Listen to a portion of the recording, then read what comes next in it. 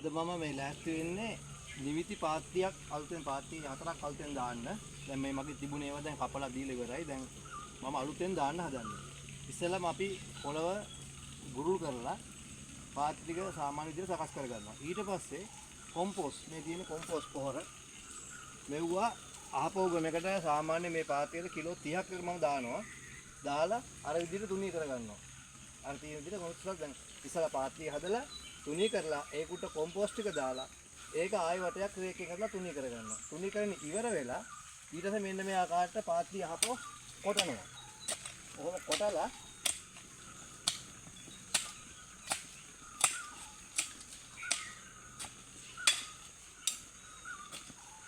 ඊට පස්සේ නැවත අපි අර දෙපැත්තේ කවුන්ට් එකක් ගොඩ දා ගන්නවා. ඔහොම.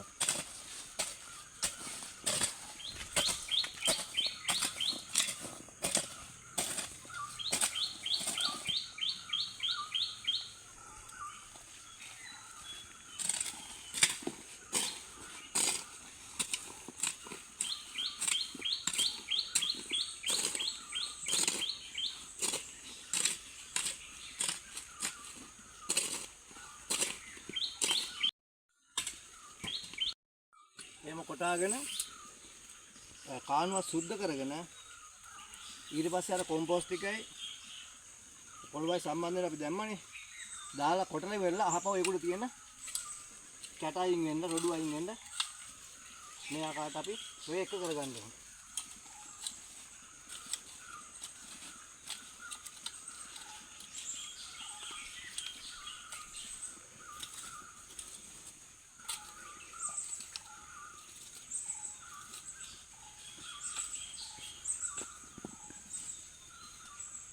පාත්ති මට්ටම් වෙන්න හොඳට රේක් කරගන්න ඕනේ. හැඩේ පොඩ්ඩක් වැඩි නම් අපි කකුලෙන් පොඩ්ඩක් උතද කරලා හදා ගන්නත් ඕනේ.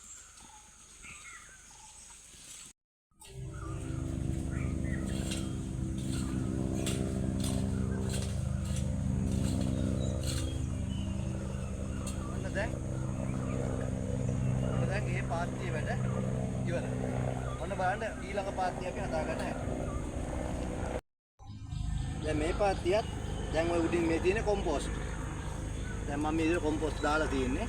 දැන් දාලා තුනී කරා. දැන් මේකත් ඒ විදිහටම අපි අහපො උඩට.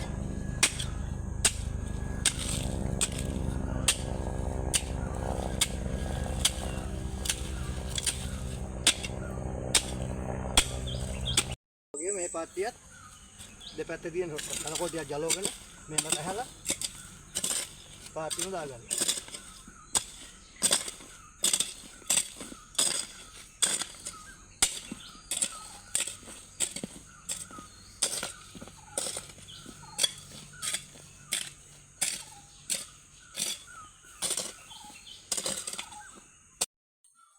මේකත් ඒ විදිහටම අපි ආය රේක් කරලා බොරළු කැට එහෙම තියෙනවා පොඩු එයාකට අයින් කරගන්න. ඉස්සෙල්ලා නොමැදලා.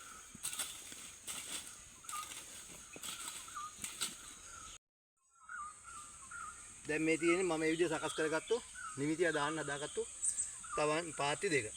තව මේ දෙකක් තියෙන එකත් හදලා දැන් මේකට ඉතින් වතුර අල්ලනවා හොඳට තෙමෙන්න වතුර අල්ලන්න ඕනේ. වතුර අල්ලලා ඊට පස්සේ හෙට උදේ අපට අවශ්‍ය ප්‍රමාණයට දුර තියලා ඇට කොහොමද දාන්නේ කියලා මම හෙට වගන්ට වීඩියෝ එක දාන්නම්. ඇට හිටවන හැටි. බොහොම ස්තුතියි.